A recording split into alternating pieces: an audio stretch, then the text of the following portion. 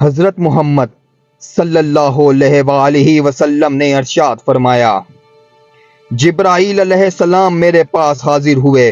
اور مجھے خوشخبری سناتے ہوئے عرض کی کہ اللہ تعالیٰ نے ارشاد فرمایا، جو آپ صلی اللہ علیہ وآلہ وسلم پر درود پاک پڑھے گا میں اس پر رحمت نازل فرماؤں گا، اور جو آپ صلی اللہ علیہ وآلہ وسلم پر سلام بھیجے گا میں اس پر سلامتی نازل فرماؤں گا۔ اسلامک ورلڈ اللہ اکبر میں ایک بار پھر سے خوش آمدید۔ ایک سوال بہت سننے میں آتا ہے، جنت میں مردوں کو حوریں ملیں گی تو عورتوں کو کیا ملے گا؟ آج میں آپ کو اسی کے متعلق کچھ بتانے جا رہا ہوں۔ عورتوں کو جنت میں ان کے وہ شوہر ملیں گے جن کے نکاح میں وہ تھیں، شرط یہ کہ شوہر بھی جنتی ہو۔ اگر کسی عورت کا شوہر جنت میں نہ جا سکا تو وہ کسی اور جنتی مرد کے نکاح میں دے دی جائے گی۔ اسی طرح جو عورتیں کنواری فوت ہوئیں وہ بھی جنت میں کسی مرد کی زوجیت میں چلی جائیں گی۔ اس کے علاوہ جنت کی نعمتیں مثلا محلات، لباس، غذائیں اور خوشبویات وغیرہ مرد و عورت میں مشترک ہیں، البتہ دیدار الہی میں اختلاف ہے، اور صحیح یہ ہے کہ دونوں کو ہوگا۔ اگر کوئی عورت یکے بعد دیگرے ایک سے زیادہ مردوں کے نکاح میں آئی تو اس میں دو قول ہیں۔ ایک قول کے مطابق جس کے نکاح میں سب سے آخر میں تھی جنت میں اسی کے ساتھ ہوگی۔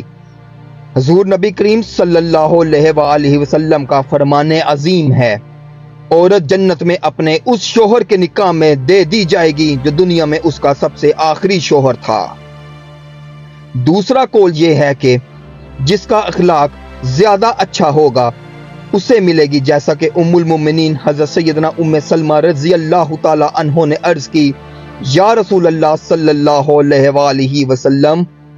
بعض عورتیں دنیا میں 2، 3 یا 4 شوہروں سے یکے بعد دیگرے شادیاں کرتی ہیں، پھر مرنے کے بعد وہ جنت میں اکٹھے ہوں تو وہ عورت کس شوہر کے لیے ہوگی؟ آپ صلی اللہ علیہ وآلہ وسلم نے ارشاد فرمایا، اسے اختیار دیا جائے گا، اور جس خاوند کا اخلاق دنیا میں سب سے اچھا ہوگا وہ اسے اختیار کرے گی۔ وہ کہے گی، اے میرے رب، میرے اس خاوند کا اخلاق سب سے اچھا تھا، لہٰذا اس کے ساتھ میرا نکاح فرما دے۔ ان دونوں احادیث و اقوال میں کسی قسم کا کوئی ٹکراؤ نہیں ہے، جیسا کہ حضرت سیدنا امام احمد مکی شافعی رحمت اللہ علیہ نقوی فرماتے ہیں، جس عورت کے یکے بعد دیگرے کئی نکاح کیے ہوں اور ہر شوہر نے اس کو طلاق دے دی ہو مگر آخری خاوند نے اسے طلاق نہ دی ہو اور وہ اس کے نکاح میں فوت ہوئی تو اس صورت میں وہ جنت میں آخری خاوند کے نکاح میں ہوگی۔ دوسری صورت یہ ہے کہ اس نے ایک سے زیادہ نکاح کیے ہوں اور ہر شوہر نے اس کو طلاق دے دی ہو اور جب وہ فوت ہوئی